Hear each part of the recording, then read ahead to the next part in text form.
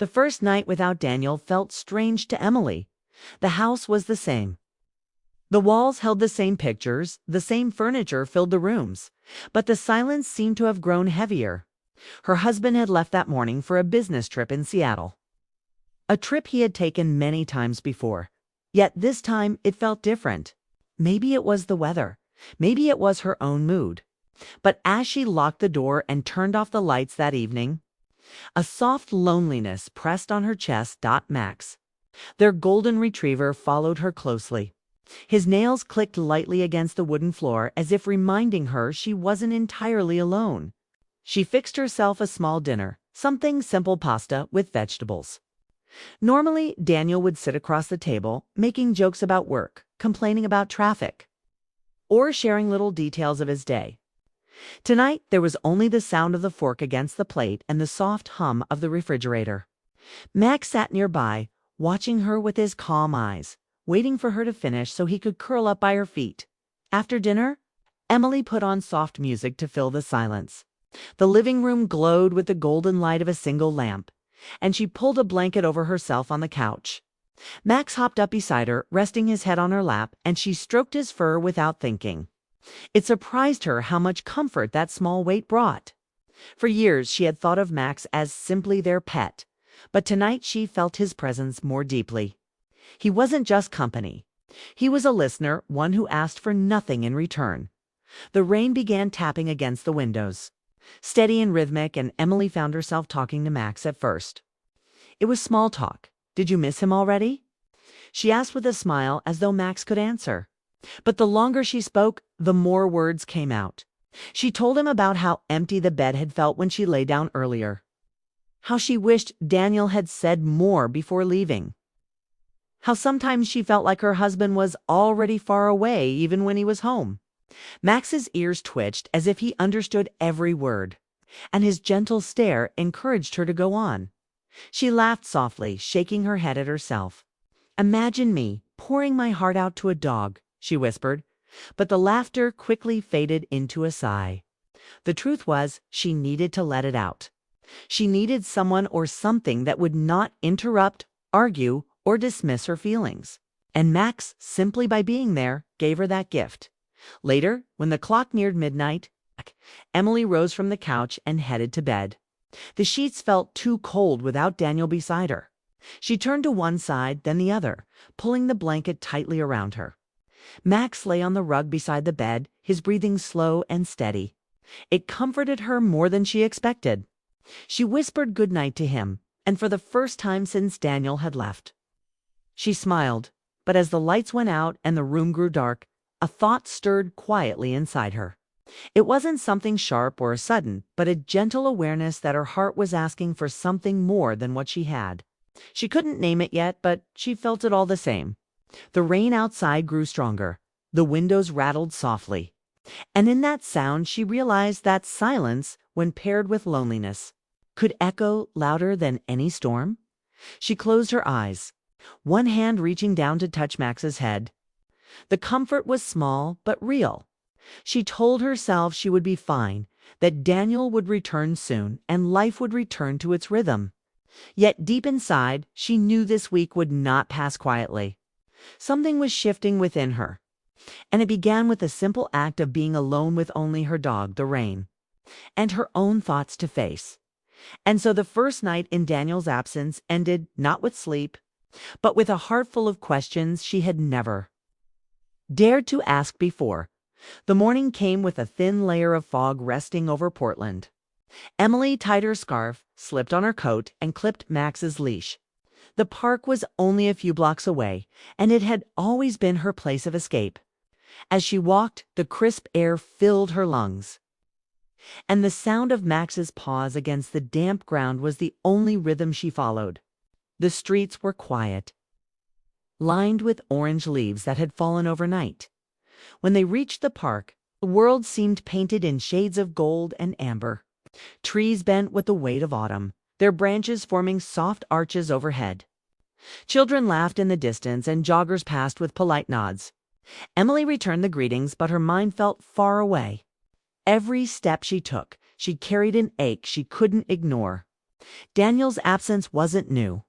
He often traveled for work, but this time it felt heavier, as if the distance between them wasn't just miles, but something deeper. Max ran ahead, tugging lightly on the leash. Emily watched him chase the leaves that tumbled across the path, and she smiled despite herself. He was always so alive, so present. For a moment, she envied that simplicity. She had spent years putting her needs aside, understanding Daniel's late hours, excusing his constant busyness, telling herself this was what marriage looked like after time. But standing in the park with the sunlight filtering through the branches, she felt the weight of everything she had buried. They stopped at a bench near the pond. Ducks floated lazily across the water, and the air smelled of wet earth. Emily sat down, Max curling at her feet, resting his head on her knee. She stroked his fur absent-mindedly. Her eyes fixed on the ripples in the pond, her mind wandered back to her wedding day. How Daniel's eyes had lit up when she walked down the aisle. How he held her hand tightly during their first dance. Those memories were still there, like photographs stored in a dusty box, but they felt distant, almost like they belonged to someone else. Over the years, the passion had faded into routine. They still cared for each other, but the spark that once kept her heart racing seemed lost. A thought pressed against her chest, uncomfortable but clear. Was love supposed to feel this lonely? She shifted on the bench, trying to push the idea away, but the question lingered. It wasn't that she didn't love Daniel. She did. He was steady, dependable, kind in his own way. But she longed for more than duty. She longed for warmth, attention, laughter, the kind of love that looked into her eyes and saw her fully. Max whined softly, breaking her thoughts. She looked down at him, his golden eyes watching her with quiet devotion. A tear slipped down her cheek before she realized it. She brushed it away quickly, embarrassed even though no one was watching. "You've seen me at my worst, haven't you?" she whispered to Max. "And you never leave." Her voice cracked on the last word. She hadn't meant to say it aloud, but it was the truth. Max had been there through Daniel's long nights at the office, through the lonely dinners, through the quiet birthdays when Daniel forgot to come home early. She had leaned on the dog more than she admitted, and now, in the silence of the park, she realized how much she depended on him for comfort. She sat for a long time, her hand resting on Max's head, her heart torn between guilt and longing. She felt guilty for even questioning her marriage, for wondering if love had slipped through her fingers without her noticing. Yet the longing was undeniable. She wanted to feel alive again, to feel cherished, to feel like she mattered more than a calendar filled with meetings and deadlines. The walk home was slower.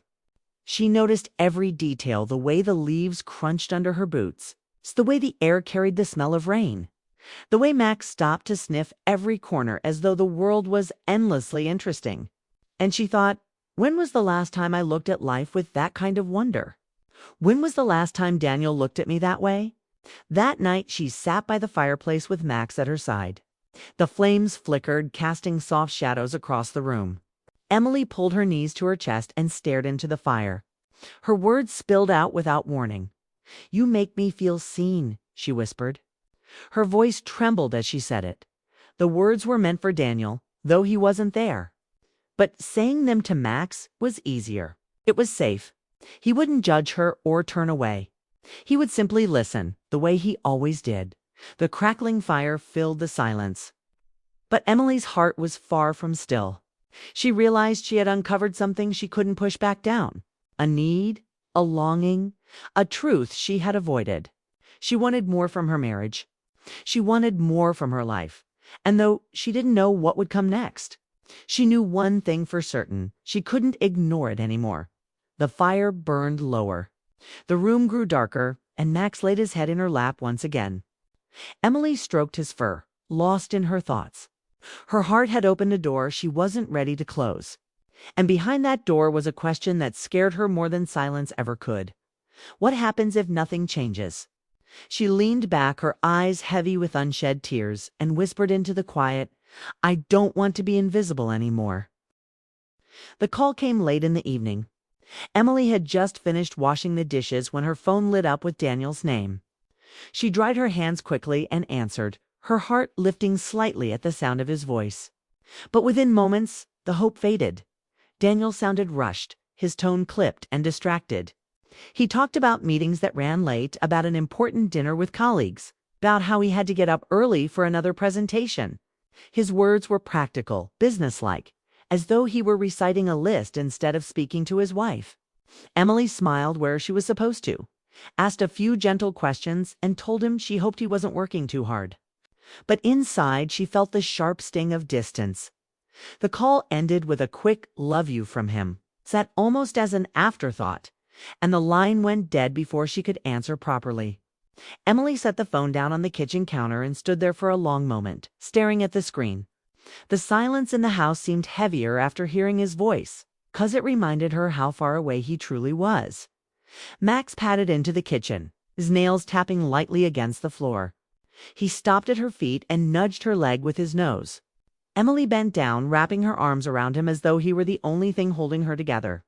Her face pressed into his fur. What? And that was when the memory struck so vivid it almost hurt.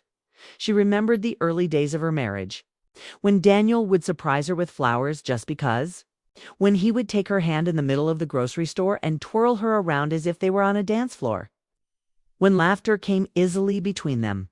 She remembered their first home, small but filled with warmth. They would stay up late watching movies and whispering secrets under a single blanket. Her throat tightened. Those days felt like a lifetime ago. When had things changed? When had the laughter been replaced with silence? The late-night talks replaced with unanswered texts.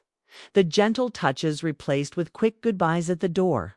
She wanted to believe it was just time, that all marriages settled into routine. But a part of her knew it was more than that. Max nudged her again, and Emily sat down on the floor beside him. "Do you know what I miss?" she whispered. "I miss being wanted. One miss being chosen." Her voice cracked on the last word, and she blinked back tears. She hated crying, hated feeling weak. But the emotions spilled out faster than she could control. The fire from earlier had died down, leaving the living room dim. Emily hugged her knees, her other hand resting on Max's back. Her mind replayed that memory of Daniel's younger self, the one who looked at her with eyes full of devotion. That gaze had made her feel like the center of his world. But now, when he looked at her, it was often through the haze of exhaustion, as though she were part of the background of his busy life. The emptiness grew sharper. She still loved him. She still wanted him. But she couldn't ignore the truth. She was starving for the kind of love she once had, and the absence of it left her aching in ways she didn't know how to explain. She thought about telling him, about calling him back and saying, "I need you to hear me. I need more than phone calls filled with business talk. I need more than a marriage that looks fine on the outside but feels hollow inside." But she didn't. Fear held her back. Fear that he wouldn't understand, fear that he would brush her off. Fear that speaking the truth would only widen the gap between them, so she stayed quiet. She carried the weight in silence, letting it rest between her and the dog who never looked away. Later, when she crawled into bed, the emptiness felt unbearable. She turned on her side, staring at the empty space where Daniel should have been. Max lay on the rug nearby, his breathing steady, his presence grounding her in the darkness. But the memory of Daniel's loved the way it once felt. The way it had made her believe she was the most important person in his world wouldn't leave her. It haunted her like a ghost, reminding her of everything she had lost but still longed for. She reached out across the sheets, her hand brushing the empty pillow beside her. It was cold, untouched. Tears slipped down her cheeks, and she whispered into the dark, "Do you even miss me, Daniel?" The room gave no answer, only the sound of rain beginning again outside. Emily pulled the blanket tighter around herself, but it wasn't warmth she needed. It was presence. It was love that felt alive. That night, she dreamed of the early days, again dancing barefoot in the kitchen. Daniel's laughter ringing through the air, his arms pulling her close as though he would never let go. She woke before dawn, her heart heavy with longing, knowing the dream was sweeter than her reality, As the morning light crept through the curtains, Emily realized something painful but clear. She could no longer pretend. She could no longer ignore the ache. She still loved her husband, but the love she wanted, the love she remembered, was slipping further away with each passing day. And though she didn't know what she would do about it, the thought echoed in her mind like a promise she could not break. I can't go on like this forever. Daniel's return should have brought relief. Emily had counted down the days, telling herself that once he was home, the ache would ease. But when he walked through the door, suitcase in one hand, phone in the other, she saw at once how little had changed. He hugged her quickly, kissed her cheek, and smiled. But his eyes shifted almost immediately to the glowing screen in his hand. She had made his favorite dinner. The house filled with the warm smell of roasted chicken and herbs. They sat across from each other at the table, Max lying obediently underfoot. Daniel complimented the food, but between bites he checked messages, his fork pausing while his thumbs typed. Emily forced a smile, asking about his trip, about the meetings, about the hotel. He answered politely, distracted, as though their conversation were one more item to cross off his list. Inside, her heart sank. She had told herself stories all week. Excuses for his distance. He was tired. He was stressed. He would make up for it once he was home. But here he was, home at last, and still miles away. Later that night, they lay side by side in bed. Daniel fell asleep quickly, his breathing steady, the phone still on the nightstand, glowing with notifications. Emily stared at the ceiling, her body tense, her mind racing. She thought of the countless nights she had spent with only Max for comfort, of the long walks where her heart poured out into silence, of the memory of their early love that clung to her like a shadow. She wanted to reach out and shake him awake, to beg him to look at her, really look at her. But fear kept her still. Her gaze drifted to Max sleeping on the rug, his head tucked between his paws. In the dim light, his presence reminded her of the loyalty she craved, steady, patient, unwavering. She whispered into the dark, her voice barely audible. I need more than this. The words startled her, not because she hadn't felt them before, but because saying them aloud made them real. She realized then that the problem wasn't just Daniel's absence, it was his presence without attention. He was physically there, but the love she longed for was missing. The next morning, Daniel rushed to dress for work, already talking about his schedule, already promising to be late for dinner. Emily watched him button his shirt, watched him gather his briefcase, watched him lean in for a quick goodbye kiss.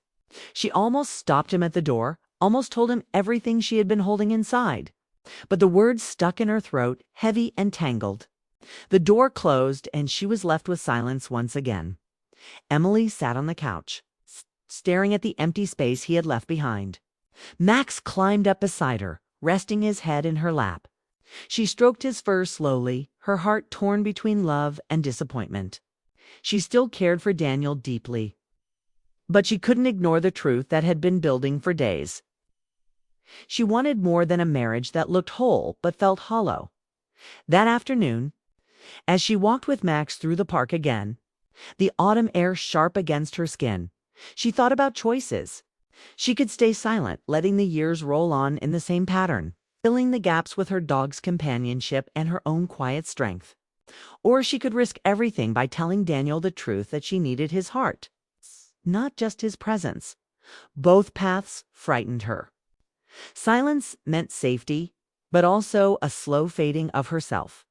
Speaking up meant risk, but also the possibility of change.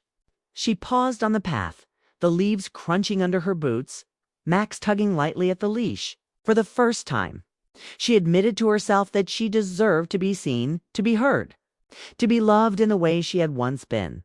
That night, as she lay in bed beside Daniel, who had once again fallen asleep with his phone close at hand, Emily stared at the darkness and made herself a promise. Tomorrow, she would speak. Tomorrow, she would tell him what she needed. Not in anger, not in accusation, but with honesty. She couldn't keep pretending that silence was enough. The promise echoed in her chest like a spark. It didn't erase the pain, but it gave her hope. She turned on her side, watching Max breathe quietly in his place on the rug. For now, that steady presence was enough to carry her through. But she knew it could not replace what her heart truly longed for. She closed her eyes, whispering into the dark, "Tomorrow." And with that word, she allowed herself to believe that maybe, just maybe, love could be revived if she found the courage to ask for it. The story closes here, not with a final answer, but with a fragile beginning. Emily's choice hung between silence and truth, between comfort and